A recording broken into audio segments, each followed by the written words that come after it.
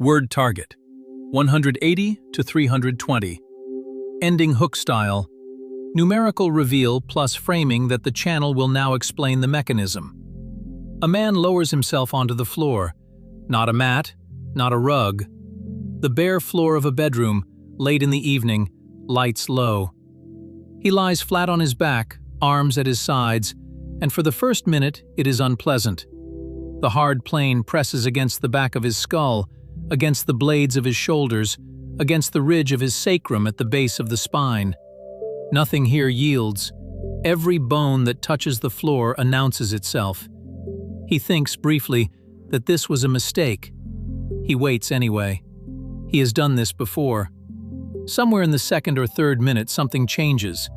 The lower back, which had been holding a small arch off the floor, begins to settle. The muscles along the spine, the long ropes of erector tissue that have been working all day without rest, stop working. The arch lowers. The vertebrae feel, for lack of a better word, as though they are being set down in a row. The pressure that was sharp becomes flat, and then becomes almost nothing. By the fifth minute, the floor no longer feels punishing. It feels like the first thing in 14 hours that has asked nothing of his back. Most people read that first minute as the verdict. The floor is hard, therefore, the floor is bad for the back. The body says otherwise, and it says it in a number that can be measured directly inside the spine. Lying flat on the back, the pressure inside a lumbar disc sits at roughly 1/10 of a megapascal. Sitting upright in a chair, the same disc runs 4 to 5 times higher. Intradiscal pressure, lying, kilopascals. The discomfort of the floor was never the load. The load on the spine is lowest in exactly the position the first minute argued against. What the back is reacting to is not the hardness. It is something the hardness does, and something it refuses to do. And the difference between those two things is the physics this video is going to explain. Hook to next block.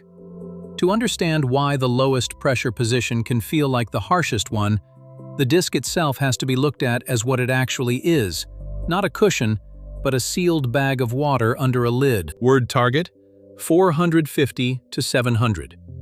Ending hook style. Inversion phrase, not damage, absence. Between every 2 vertebrae of the spine there is a disc, and the disc is not a pad of rubber. It is a small hydraulic structure. At its center is the nucleus pulposus, a gel of water and proteins that, in a young adult, is between 80 and 88% water. Around that gel runs the annulus fibrosus, a ring of tough collagen fibers wound in crossing layers, like the windings of a tire. The nucleus is the fluid. The annulus is the wall that contains it. Above and below, 2 cartilage end plates cap the disc against the bone. This matters because of a principle named about 350 years ago, Pascal's law. Pressure applied to a confined fluid is transmitted equally in every direction. When the body puts weight down through the spine, the load lands on the disc. The fluid of the nucleus cannot be compressed, and so the pressure inside it rises and pushes outward against the annular wall in all directions at once. The disc carries load the way a tire carries a car, not by being solid, but by being a pressurized fluid inside a wall that will not let it escape. The vertebra above does not sit on bone. It floats on water held under pressure. The man who first measured that pressure inside living human beings was a Swedish orthopedic surgeon named Alf Nachemson.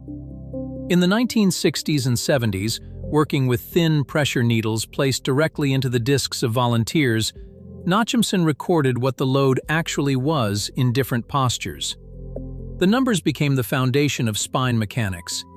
The disc was not under a constant load. The load depended enormously on position. Decades later, in 1999, a German group led by Hans-Joachim Wilke repeated the measurement with a modern pressure transducer in a living subject and published it in the journal Spine. The figures line up with Nachemson. Lying down, the pressure in a lumbar disc was about 1/10 of a megapascal. Standing relaxed, it rose to around half a megapascal. Sitting, it was in the same high range, sometimes higher. Bending forward and lifting drove it far past that, Lying, value 10, standing, value 50, sitting, value 55, lifting, value 230, accent color, #E64A19. Read the order of those numbers carefully. The disc is loaded least when the body is horizontal. Every hour spent upright, sitting, or standing runs the disc at 5 times that pressure or more. And here is the consequence that does not show on a single measurement, but accumulates across a day. Under sustained pressure, the disc slowly loses water. The nucleus is permeable. When the pressure inside it is held high for hours, fluid is squeezed out through the end plates into the vertebral bone, and the disc gets thinner. The British researchers Michael Adams and William Hutton mapped this fluid behavior in the 1980s. A spine that has been upright all day is, quite literally, a spine that has been wrung out. This is why people are measurably shorter in the evening than in the morning. A study by Tyrrell and colleagues, published in Spine in 1985, measured the loss directly. Across a normal day, an adult loses close to 1% of total height, on the order of 15 to 20 millimeters, almost all of it from the discs being compressed and dehydrated under load. The height is not lost to age in that moment, it is lost to hours. And it comes back. At night, when the body goes horizontal and the disc pressure drops to its lowest value, the process reverses. The gel of the nucleus draws water back in. This is osmotic. The proteins in the nucleus pull fluid toward themselves, and they can only win that pull when the mechanical pressure squeezing the water out has been removed. The disc rehydrates overnight. Botsford and colleagues confirmed this with MRI in 1994, measuring the disc swelling back up across a night of unloading. The morning spine is taller, thicker, and better hydrated than the evening spine for one reason. It spent the night under low pressure, so the discomfort of the hard floor was never damage. It was the absence of load doing exactly what low load is supposed to do, faster and more completely than a bed allows. Hook to next block. If lying flat at low pressure is what rehydrates the disc, then the only question left is which flat surface actually delivers low, even pressure. And this is where a hard floor and a soft mattress stop being a matter of taste. Word target: 450 to 700. Ending hook style. Sharp summary line. For nearly all of human history, the surface a body slept on was firm, and it was flat. Packed earth, a reed mat, a wooden platform, a thin layer of hide over ground. The spine that the disc evolved inside spent its nights on a plane that did not deform under it. The soft, deep, sprung mattress is about a century and a half old. The disc is about as old as the species. The difference between the two is not comfort. It is geometry. Consider what a firm, flat plane does to a body lying on its back. The heaviest regions, the pelvis and the upper back, press down. The plane pushes back with an equal and opposite force at every point of contact. Because the surface does not give way, the spine is held along a single straight line, and the load is spread across the whole length of contact. No single segment sinks lower than its neighbors. The discs sit in a row, each one carrying roughly even, low pressure. The plane provides what an engineer would call uniform support. Now consider a soft mattress, and consider it specifically for the heaviest part of the body. The pelvis is denser and heavier than the chest or the legs. On a surface that yields in proportion to weight, the pelvis sinks deeper than the regions around it. The lower spine, which should be a straight line on the back, is pulled down into a curve. The mattress has turned the body into a shallow hammock, with the lumbar spine sagging at the lowest point. What happens inside the disc when the spine bends sideways or sags is not neutral. When the spine is straight, the disc is loaded evenly, and the pressure pushes out symmetrically against the annular wall. When the spine is forced into a curve, the load on the disc becomes uneven. One side of the disc is compressed more than the other. The pressure is no longer purely vertical. A component of it becomes shear, a sideways sliding force across the disc and across the small facet joints at the back of each vertebra that were never built to be the primary load bearers. A sagging surface does not reduce the load on the spine. It takes the same load and concentrates it, off-center, exactly where the structure is weakest. This is the resolution to the first minute on the floor. The firm plane felt hard because it pushed back at every bony point without yielding. But pushing back without yielding is precisely the property that keeps the spine straight and the disc loaded evenly. The mattress felt kind because it wrapped around the body. But wrapping around the body is precisely the property that lets the pelvis sink, breaks the straight line, and loads the disc in shear. The sensation and the mechanics point in opposite directions. Firm plane equals uniform vertical load. Soft surface equals uneven load plus shear on disc and facet joints. The body reads the surface it lies on as a set of boundary conditions, the way a beam reads its supports. A flat, firm plane is read as even support along the whole spine. A soft surface is read as a few points of deep support and a long stretch of unsupported sag in between. The disc does not know whether it is on a tatami mat or a luxury mattress. It only knows the shape it is being held in and the way the pressure is distributed through it.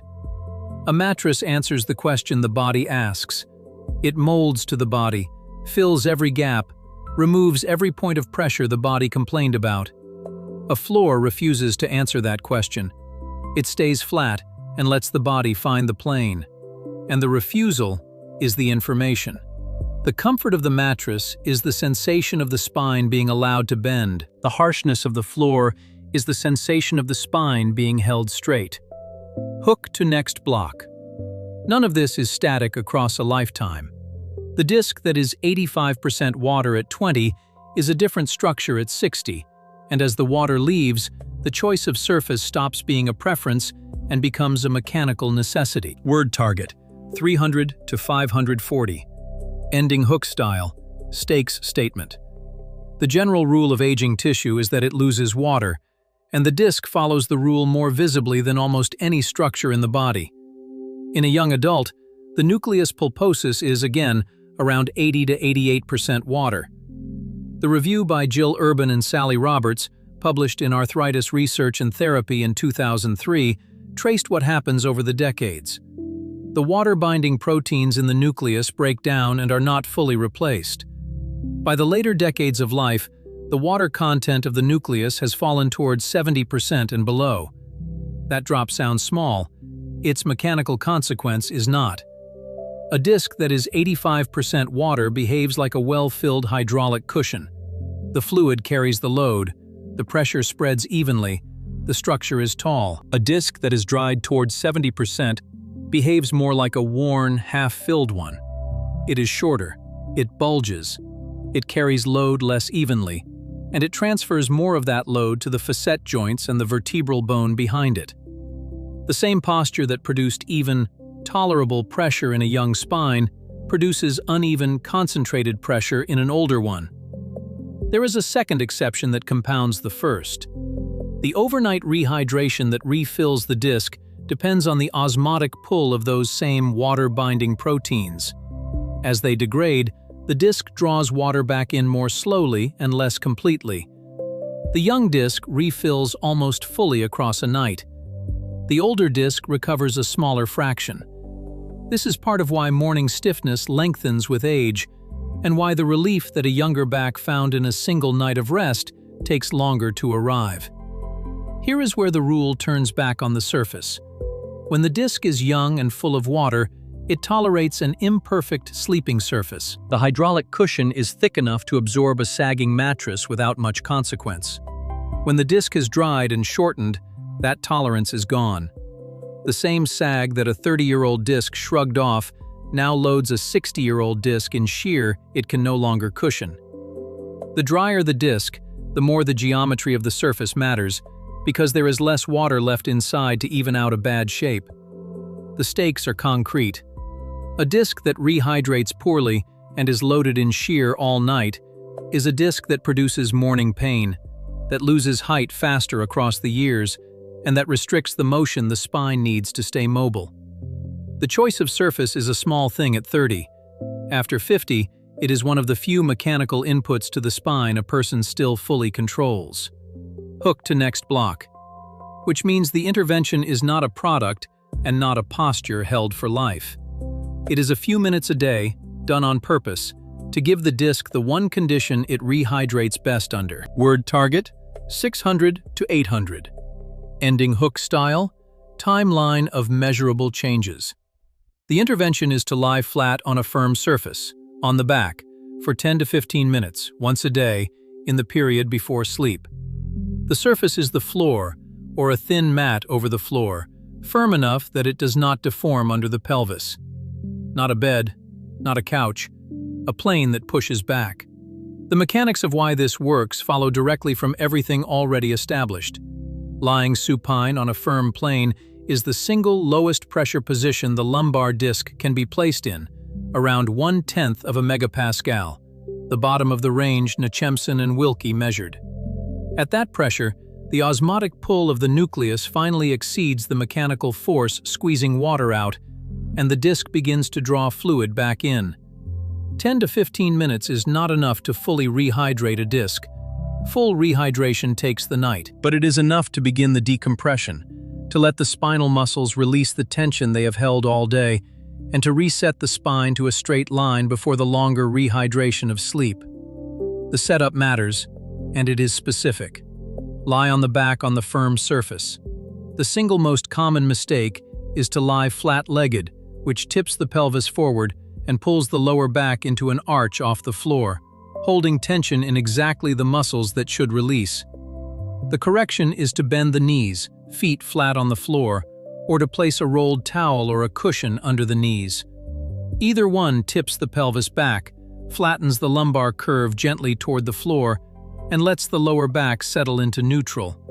The arch lowers. The erector muscles let go. This is the position the man in the cold open reached in the second and third minute, and it is the working position of the whole protocol. Breathe slowly. The point of the 10 to 15 minutes is not to stretch and not to exercise. There is nothing to do. The work is being done by the absence of load. The slow breathing lengthens the exhale, which lowers muscular tension further and lets the spine settle more completely. Arms rest at the sides or on the chest. Eyes can close. Timing places this in the evening, in the last half hour before getting into bed, for a reason. The disc has been under load all day. By evening, it is at its most compressed and most dehydrated, which is the point of maximum benefit from unloading. Doing the 10 to 15 minutes here both relieves the day's accumulated compression and primes the disc to rehydrate through the night that follows. A morning version is not wrong, but the evening is where the day's load is highest and the handoff into overnight rehydration is cleanest. Getting up is part of the protocol because the same disc that has just begun to decompress is briefly more vulnerable to a careless twist. Do not sit straight up from flat on the back. Roll onto one side first, draw the knees up, and push up from the side with the arms, keeping the spine in a straight line as it rises. This is the log roll, and it keeps the freshly unloaded disc from being loaded in shear in the one moment it is least prepared for it. For those willing to go further, the firmness of the sleeping surface itself can be addressed. The aim is not a literal slab of wood under the body. A medium firm surface, firm enough that the pelvis does not sink into a sag, is what keeps the spine on a straight line through the night. A trial by Kovacs and colleagues, published in the Lancet in 2003, found exactly this. Medium firm mattresses outperformed firm ones for low back pain.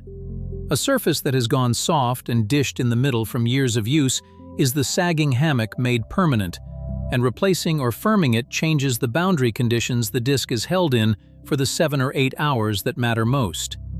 The floor protocol can be done tonight with nothing.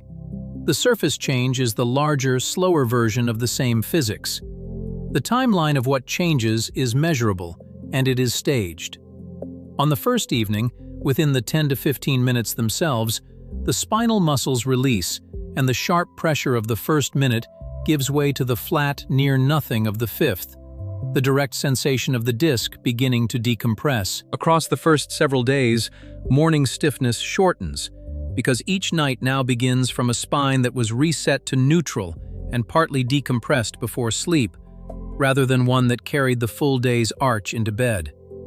Across the first weeks, the cumulative effect of starting each night from a decompressed, straight spine is a back that spends a larger fraction of every 24 hours under the low-pressure, rehydrating condition the disc was built to recover under.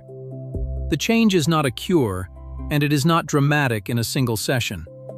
It is the difference between a disc that spends most of its life wrung out and one that is given a daily window to draw its water back in. Hook to next block. What makes the floor work is not that it is special. It is that it sends the spine a mechanical signal the modern environment spends all day erasing, and that reframes what the whole protocol is actually for. Word target, 300 to 450. Ending hook style, short philosophical sentence echoing Feynman. Step back from the disc and look at what the body has actually been doing on that floor. It has not been treated. Nothing was added to it. No supplement, no device, no procedure. The only thing that changed was the mechanical information arriving at the spine through the surface underneath it. That is the frame worth keeping. The disc does not have a sense of comfort, and it does not have a preference for soft things. It has pressure, and water, and a wall to hold them. It responds to one input, the distribution of load through the surface it rests on. A flat, firm plane sends it even low pressure along a straight line. A soft sag sends it uneven pressure and shear off a broken line. The body reads those two surfaces as two different sets of instructions, and it rebuilds itself, night after night, according to whichever instruction it receives. This is why the harshness of the first minute was never the verdict. The hardness that the back complained about was the surface refusing to deform, and the refusal to deform was the entire point. The floor gives the spine nothing to fall into. It offers no answer to the body's request to sink and curve, and in offering no answer, it holds the spine in the one shape under which the disc can decompress and rehydrate. The mattress provides comfort. The floor provides information. The body, given the information, does the rest of the work itself. This channel covered another version of the same idea recently, the body running on an internal schedule that the modern environment quietly cancels. If the way a surface sends mechanical signals to the spine made sense here, the way light sends timing signals to the rest of the body follows exactly the same logic, and that one is worth watching next. The disc was never asking for softness. It was asking for a straight line and a few hours of low pressure to pull its water back in. The body does not maintain itself automatically. It maintains itself in response to the mechanical signals it is given, and the floor, of all things, is one of the clearest signals it can still be handed.